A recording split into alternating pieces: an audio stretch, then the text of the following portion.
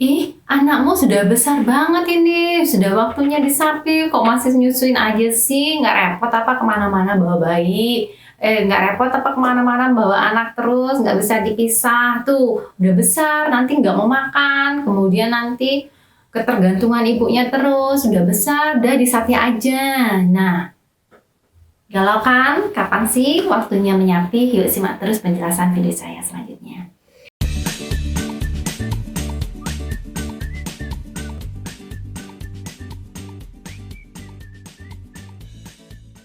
WHO menyarankan bahwa pemberian ASI pada anak adalah usia 0, ASI eksklusif 0 sampai 6 bulan ASI saja dan diteruskan dengan makanan pendamping ASI sampai dengan 2 tahun atau lebih. Jadi tidak ada batasan sebenarnya yang baku mengenai kapan sih harus dicapi, minimal 2 tahun karena ASI masih sangat dibutuhkan pada bayi atau pada anak di usia 2 tahun atau lebih. Nah, lebihnya itu kapan? Nah, sesuai dengan kesepakatan ibu dan si buah hatinya. Karena kenapa? Pada saat proses penyapihan ini atau proses penyapihan ini merupakan suatu keputusan besar utama ya. Jadi keputusan utama si bayi dalam mengambil keputusan besar di dalam hidupnya untuk pertama kalinya. Jadi, bagaimana sih cara menyapi dengan penuh cinta itu? Apakah harus selalu dikasih yang pahit-pahit, yang merah-merah, dikasih obat merah, nanti bayinya ketakutan berdarah-darah, ternyata itu efek kedepannya nggak bagus ya ibu-ibu, dapat menyebabkan trauma, dapat menyebabkan ketidakpercayaan diri, dapat menimbulkan rasa ketakutan, dan bahkan merasakan insecure apabila pada saat proses penyapihannya si bayi ditakut-takuti karena dia sebenarnya belum siap. Lalu bagaimana cara menyapih dengan penuh cinta dan kapan sih sebenarnya harus menyapih? Nah, itu yang sudah aku jelaskan tadi bahwa menyapih itu tidak ada waktu batasan yang baku.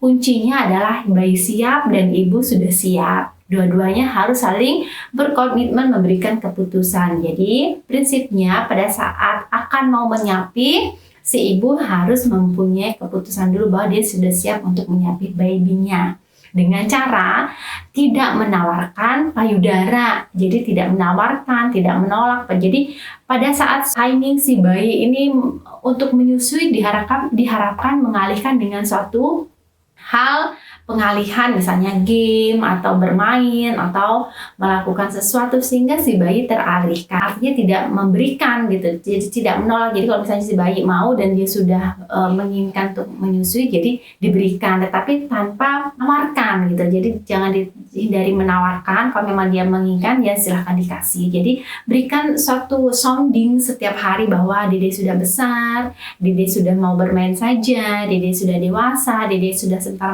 lagi sudah mau ulang tahun, sudah semakin pintar, sudah tidak menyusu lagi. Nah, itu dilakukan sounding setiap harinya.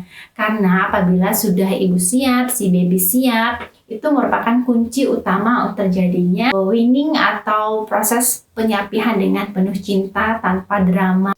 Jadi pada saat proses penyapihan ibu dan baby sebenarnya sudah harus siap dan ikhlas untuk berpisah, karena memang pada saat awal-awal penyapian biasanya ada rasa sedih, rasa kasihan pada si ibunya, sehingga harus ada kesiapan dulu sih untuk si ibunya. Tapi kalau misalnya udah usia si baby sudah beranjak besar, biasanya sudah lebih 2 tahun, ini akan lebih memudahkan untuk melakukan sounding.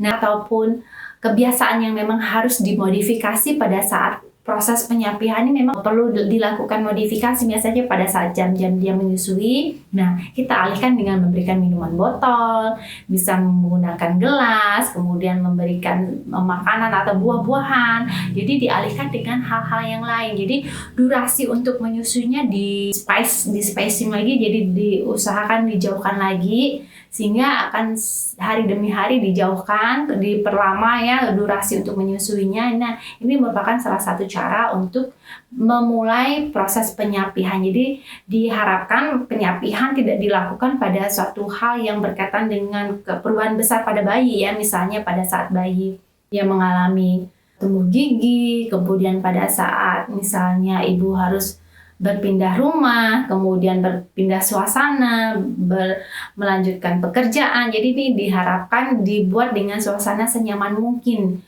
pada saat bayi akan melakukan aktivitas-aktivitas yang menyenangkan. Jadi bisa dilakukan di start dimulai untuk proses penyapihan dengan mengurangi intensitas pemberian ASI secara langsung. Nah, bisa digunakan dengan media yang lainnya, botol, minuman-minuman jus yang lainnya, atau makanan yang lainnya pada saat jam-jam dia menyusui. Nah, ini dialihkan dengan hal-hal yang lainnya, misalnya gaming atau melakukan permainan, melakukan stimulasi yang lainnya, sehingga bayi tidak terfokuskan untuk menyusui. Nah, pada saat proses penyapihan ini tentunya ada masa-masa atau ada jam-jam rawan dilalui terutama pada saat malam hari. Bagaimana caranya pada saat malam hari? Nah, kita ganti proses menyusuinya dengan menggunakan media lainnya, misalnya botol, gelas, ataupun kita modifikasi dengan cup feeder yang misalnya ya ini bisa dilakukan pada saat di malam hari.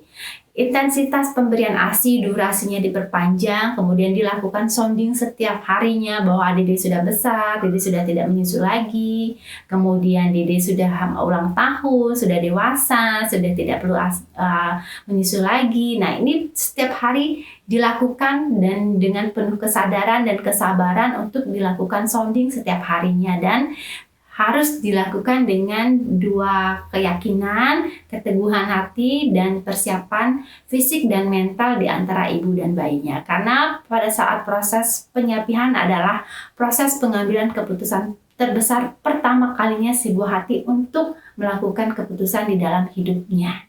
Semoga informasi ini bermanfaat bagi ibu-ibu yang sedang melalui proses WWL ya, atau proses penyapihan dengan penuh cinta, tanpa penuh trauma dan tanpa penuh drama. Dan semoga bermanfaat dan salam Rahayu.